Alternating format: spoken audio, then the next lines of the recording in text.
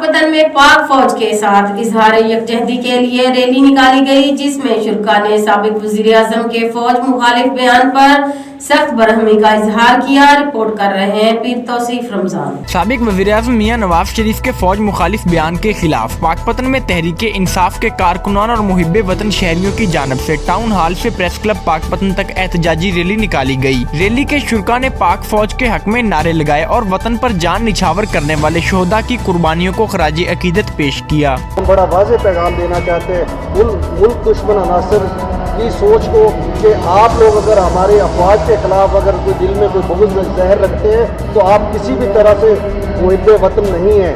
पाकिस्तान और पाकिस्तान की सालमियत पर हमला किया है, हम उसकी शदीद मजम्मत करते हैं और इंशाअल्लाह ये एहतजाज जारी रहेगा। रैली के शुरा का कहना था, वतन अजीज को अमनो अमान का गहवारा बनाने के लिए पाक फौज की कुर्बानियों को कभी फरामोश नहीं किया जा सकता।